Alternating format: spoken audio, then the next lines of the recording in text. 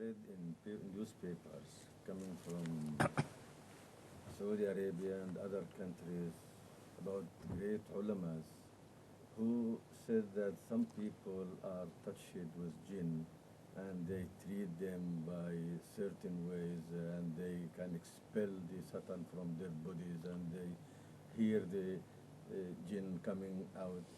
The big mufti, he said that in the papers. What is it true about this? Can these muftis offer themselves for trials and experiments to others? I don't know. Maybe. See, this is the point. About the word jinn, there is so much controversy in the world. There are people who believe that jinn, the word jinn, is applicable only to an invisible form of life, spirit-like, like a ghost. And that form of life is free to move anywhere it chooses. It can go through walls, it can go through anything, and it can be subjugated through verses of the Quran or through some other chantings, for instance. You say chant something like that, they say they can be subjugated and pressed into service of man.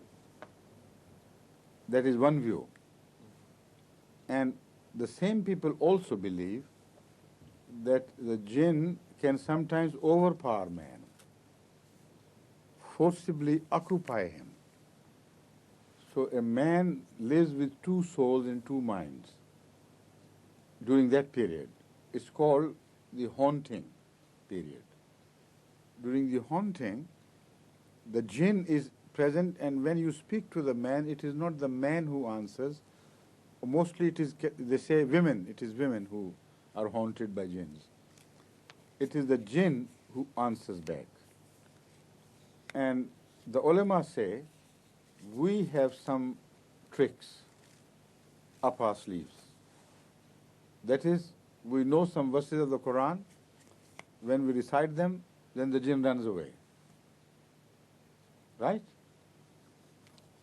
And some believe also that the jinns, through verses, can be turned into your servants. And if you tell a jinn to bring a chicken cooked somewhere else, he would just run for it and bring it like an energy, And the jinn of the Aladdin's lamp, you remember? Yes. Huh? In Alfu Laylatin wa Layla? Yeah. That jinn also created so many tricks, So these are the views. But those people, those countries where such jinns are believed to be available, and the great Sufis and ulama and mashayikh, they know how to capture them. They are third world countries, poor people. They can't make the jinn bring the oil out of the earth, spring out.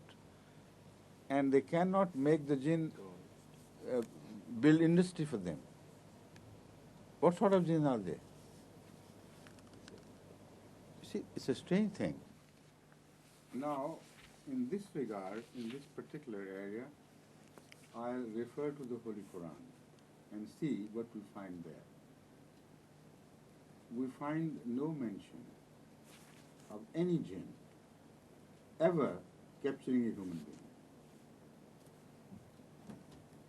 From Bay to Sin, from the first letter to the last letter. Read the Quran 100,000 times, you will not find one mention where Holy Allah tells us that jinn sometimes capture human beings. And if they do, then turn them out. But the Holy Quran tells us that the non-believers say that, not the believers. The Holy Quran repeatedly tells us, the mushrikeen in Makkah, the idolaters, they used to say, Behil Jinnah, Behil Jinn. And about other prophets also. The claim is never made by a prophet of God about anyone else that he has been captured by Jinn. This is what I mean. See? So false people make the claim, the true people do not. And why did they say Jinn? Because they believe that Jinn is alimul ghaib. He knows things and he can do tricks. So because they saw the signs of the knowledge of the unknown in the words of the prophets of Allah, so they couldn't believe that man to be true. They couldn't believe that it is Allah who is telling him things. So they said it must be Jinn. He must have been captured by Jinn. And those people who were captured by Jinn, according to the mullahs today, like it was also according to the beliefs of the Kuffar Mecca, the idolaters of the Arab world, that once somebody is captured by Jinn, he loses his senses. So in that sense also, the word Janoon indicates as if somebody has been captured by Jinn, he's gone mad. So in that second sense also, they declared the prophets to be al-Majnoon, visited by Jinn. So remember, the Holy Quran never quotes either God or angels or prophets of Allah or any book of God having declared that some people are captured by Jinn.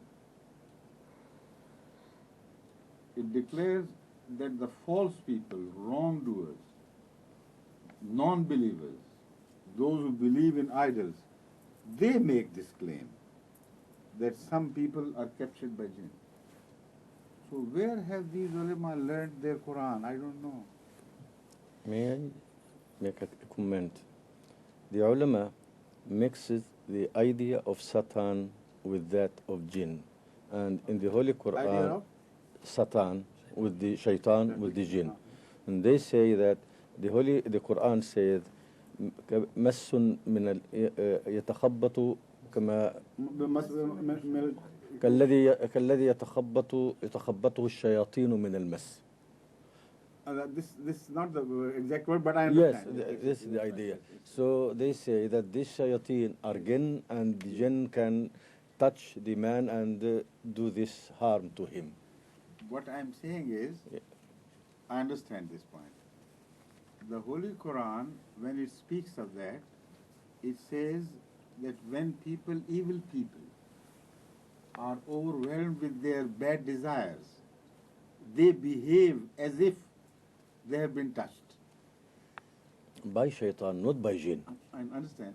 But even then, kannahu, it doesn't say that it is shaitan which does it. It says they behave as if shaitan has captured them. It's always as if. But that is a different situation altogether. And to turn shaitan out, no prophet of God ever used any verses of any divine book to turn the shaitan out. If there was any such verse, was not Abu Jahl, the chief among them, who had been touched by the shaitan and captured? Was he not? Yes. Was it jinn? If it were jinn, the ulama know the formula, Rasulullah didn't know the formula. So, sheer ignorance, stupidity, Those who say that, they are touched by jinn, if anybody is.